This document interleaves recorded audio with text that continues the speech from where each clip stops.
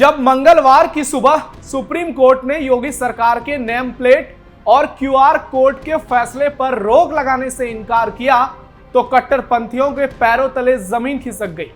देश की विपक्षी पार्टियों के खेमे में सन्नाटा पसर गया।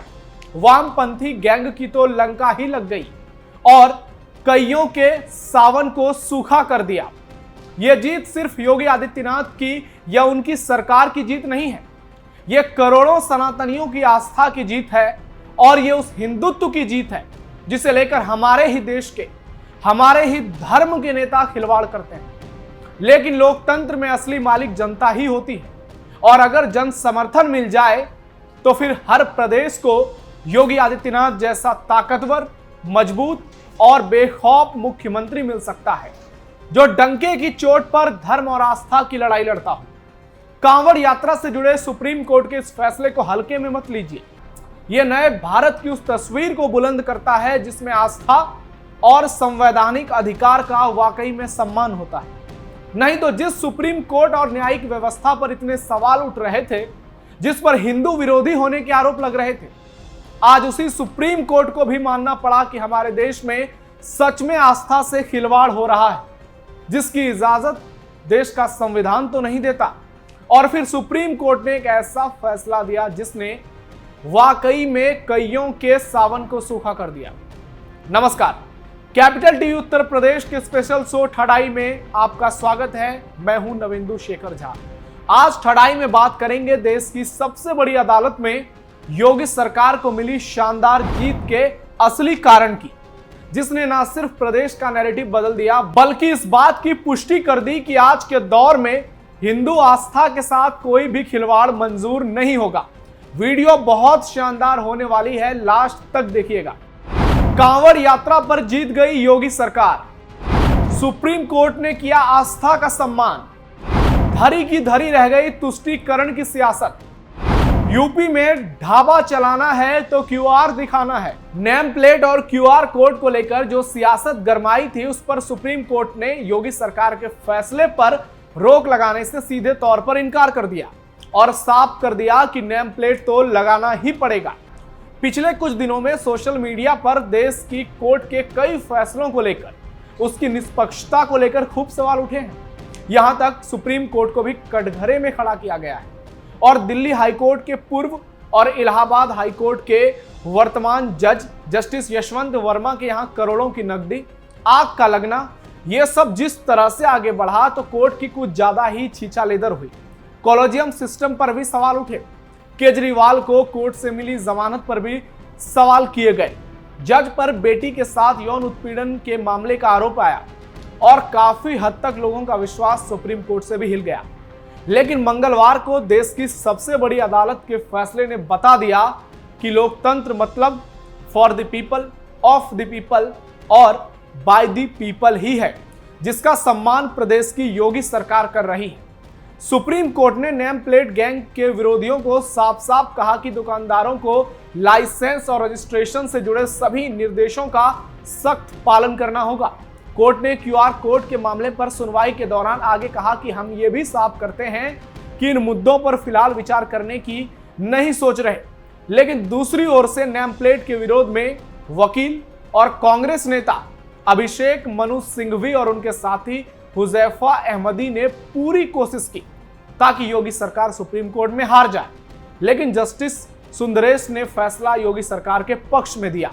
लेकिन जज ने एक बात और कही कि धर्म अफीम की तरह है, जिसे लेकर सोशल मीडिया पर सवालों के बौछार देखने को मिल रहे हैं। कुछ लोग सीधा सीधा कह रहे हैं कि कोर्ट को मजबूरी में यह फैसला देना पड़ा क्योंकि मामला देश के करोड़ों सनातनियों की आस्था और योगी सरकार पर उनके भरोसे से जुड़ा था। जो सुप्रीम कोर्ट धर्म की तुलना अफीम से कर सकता है, आप खुद सोच सकते हैं वहां जज की मानसिकता क्या रही होगी। वाकई में फैसला तो मजबूरी में ही देना पड़ा है। हिंदुत्व विरोधी गैंग की कोशिश नाकाम। आपको बता दें कि सुनवाई के दौरान कांग्रेस नेता और वकील अभिषेक मनु सिंघवी ने कहा कि कांवड़ यात्रा रूट पर दुकानों के बाहर क्यूआर कोड का मकसद दरअसल मालिक का नाम उजागर करना है। यह फैसला समाज को धर्म के आधार पर बांटने वाला है। यह समुदाय विशेष के लोगों को अछूत बनाने की कोशिश है। कांवड़ियों को उनकी धार्मिक मान्यता के हिसाब से खाना मिलना चाहिए पर खाने की क्वालिटी का दुकान के मालिक के नाम से कोई लेना देना नहीं है। खाने की क्वालिटी का संबंध उस दुकान के मेन्यू कार्ड से है। लेकिन इस पर जज ने कहा कि अगर आप शुद्ध शाकाहारी हैं तो आप ऐसे होटल में जाने से इनकार कर सकते हैं जहां शाकाहारी और मांसाहारी दोनों खाना बिकता हो। फिर सिंघवी ने कहा इसके लिए मेन्यू कार्ड ही है जिससे पता चल जाएगा कि मेन्यू में क्या क्या है। इसके बाद फिर जज ने कहा अगर कोई होटल साल भर सिर्फ शाकाहारी भोजन परोस रहा है तो कोई दिक्कत नहीं है, नाम उजागर करने की जरूरत नहीं है। लेकिन अगर कोई होटल साल भर नॉनवेज खाना परोस रहा है और सिर्फ कांवड़ यात्रा के लिए वेज परोस रहा है तो ग्राहकों को इसकी जानकारी होनी चाहिए। कुछ तरीके होने चाहिए जिससे उनको यह पता लगे। दोनों वकील सिंघवी और हुफैजी अहमदी ने बार बार कहा कि यह धर्म को बढ़ावा देगा और आखिरकार जज ने भी कह ही दिया कि मार्क्स ने सही कहा था कि धर्म अफीम की तरह है, जिसके बाद लोग इस शब्द की आलोचना कर रहे हैं। कुछ लोग तो जज पर भी सवाल उठा रहे हैं। आखिरकार जज को यह क्यों कहना पड़ा कि धर्म अफीम की तरह है, जबकि हिंदुत्व और दूसरे धर्म में तो जमीन आसमान का अंतर है। हमारा धर्म तो सर्वे भवन्तु सुखिनः की बात करता है, वसुधैव कुटुंबकम की बात करता है, विश्व गुरु की बात करता है, नारी को नारायणी का सम्मान देता है। लेकिन क्या दूसरे धर्म में ये सब चीजें होती हैं? क्या हमारे धर्म की तरह दूसरे धर्मों में सभी को बराबर सम्मान मिलता है? तो इसका जवाब मिलता है नहीं। लेकिन फिर भी सभी आजकल सिर्फ और सिर्फ सनातन की आलोचना करते हैं। ऊपर से नीचे तक अर्श से फर्श पर बैठे लोग सनातन को कटघरे में सवाल करते हैं और यही कारण है वो सवाल करने का, क्योंकि उन्हें लगता है कि हिंदुत्व पर अगर सवाल किया जाएगा तो कोई मैदान में नहीं आएगा, कोई सर तन से जुदा करने के नारे नहीं लगाएगा, कोई सीधे धमकी देने का, गांव छोड़ने का, देश छोड़ने का उसको धमकी नहीं देगा। और यही मानसिकता आज के दौर में हमारे विरोधियों को मजबूत कर रही है। लेकिन योगी सरकार के इस फैसले ने वाकई कांवड़ यात्रा में जो आस्था लोगों की दिख रही है, जो उनका भाव दिख रहा है, उसको और भी ज्यादा मजबूत करने का पूरा काम किया है। योगी आदित्यनाथ के हौसले बुलंद। इस फैसले के बाद जहां विपक्षी गैंग को झटका लगा है, हिंदुत्व विरोधियों की शामत आ गई है, कट्टरपंथियों में हाहाकार मच गया है, वहीं योगी आदित्यनाथ की खूब तारीफ हो रही है। योगी आदित्यनाथ के फैसले की प्रशंसा हर ओर हो रही है। लोग कह रहे हैं कि योगी आदित्यनाथ आज के समय में एक ऐसे नेता हैं जिनकी अगुवाई में हिंदुत्व पर सवाल उठाना वाकई में मुश्किल है। योगी आदित्यनाथ डंके की चोट पर हिंदुत्व की बातें करते हैं। उनके समय में जिस तरह से प्रदेश में हिंदू आस्था का सम्मान हुआ है वो पहले कभी नहीं देखने को मिला। पर्व त्योहारों की जो रौनक लौटी है वो अखिलेश और मायावती के समय में देखने को नहीं मिला था। हिंदुओं का जो सम्मान दिखाई दे रहा है वो इससे पहले कभी नहीं हुआ था। ऐसे में योगी आदित्यनाथ ने जो कर दिखाया है, उन्होंने जो फैसला लिया है, उससे यूपी की जनता बेहद खुश है और इसीलिए लोकप्रियता के सभी पैमाने पर योगी आदित्यनाथ टॉप पर पहुंचते जा रहे हैं। और हर ओर नरेंद्र मोदी, अमित शाह के बाद योगी आदित्यनाथ की चर्चा होती है, उनके बुलडोजर एक्शन की चर्चा होती है, एनकाउंटर पॉलिसी की चर्चा होती है। और अब सुप्रीम कोर्ट में मिली इस शानदार जीत के बाद लोग कहने लगे हैं योगी है तो मुमकिन है। विपक्ष को झटका 2027 में असर। सुप्रीम कोर्ट का फैसला इंडी गठबंधन के लिए बड़ा झटका है।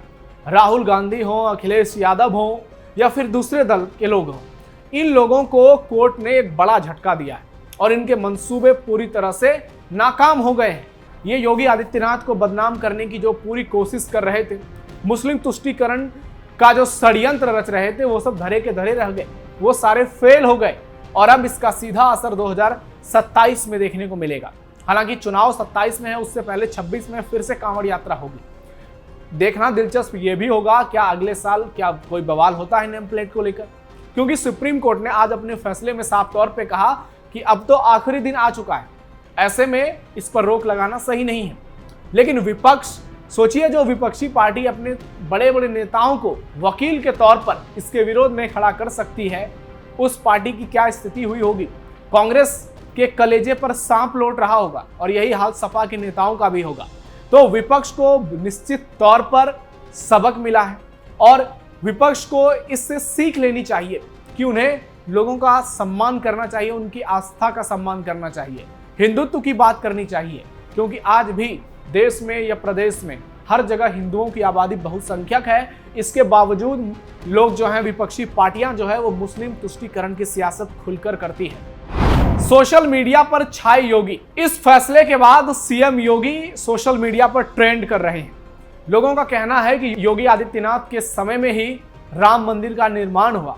योगी आदित्यनाथ के समय में संभल में 75 सालों बाद, आजादी के 75 सालों बाद रामनवमी की शोभा यात्रा निकली। काशी में भव्य कॉरिडोर बना। अब लोग कह रहे हैं कि मथुरा की बारी है। और उस बीच जिस तरह से कांवड़ यात्रा में कांवड़ियों पर पुष्प वर्षा होती है, जिस तरह से हिंदुओं को इज्जत मिलती है, सम्मान के भाव से देखा जाता है, महाकुंभ जैसे बड़े कार्यक्रम का इतना शानदार आयोजन होता है, वो बताता है कि योगी आदित्यनाथ वाकई में हिंदुत्व के एक बड़े पोस्टर बॉय हैं। और इसी को लेकर विपक्ष परेशान है, क्योंकि बीजेपी के पास मोदी हैं, योगी हैं, कई ऐसे नेता हैं जो खुलकर हिंदुत्व की बात करते हैं, जिसकी उपेक्षा आज तक देश के विपक्षी दल करते रहे, विपक्षी नेता करते रहे। लेकिन योगी आदित्यनाथ डंके की चोट पर खुलकर हिंदुत्व की बात करते हैं। और ये भी नहीं कि वो सिर्फ हिंदुत्व की बात करते हैं, वो मुसलमानों के लिए भी काम करते हैं। वो सबका साथ, सबके विकास का प्रयास करते हैं और घर, बिजली, शौचालय, सड़क, पानी देते हैं, तो उसमें भेदभाव नहीं करते। और यही सीएम योगी को दूसरे नेताओं से अलग बनाता है। लेकिन इस बात को विपक्ष नहीं समझ पाता है। हालांकि आज सुप्रीम कोर्ट ने जो फैसला दिया है वो निश्चित तौर पर सीएम योगी के कद को और ज्यादा मजबूत करेगा, क्योंकि जिस सुप्रीम कोर्ट पर ही सवाल उठ रहे थे, आज उसी सुप्रीम कोर्ट को सीएम योगी के एक फैसले को नकारने से इनकार करना पड़ा, जो बताता है कि सीएम योगी का जो फैसला था निश्चित तौर पर वो लोगों के हित में था और लोग इसके समर्थन में थे। तो आज के लिए थर्ड आई में इतना ही। इस खबर पर आपकी क्या राय है? आप सीएम योगी और सुप्रीम कोर्ट को लेकर क्या सोचते हैं? कमेंट बॉक्स में अपना फीडबैक जरूर दीजिएगा। और ऐसी और भी खबरों के लिए आप जुड़े रहिए कैपिटल टीवी उत्तर प्रदेश के साथ। धन्यवाद।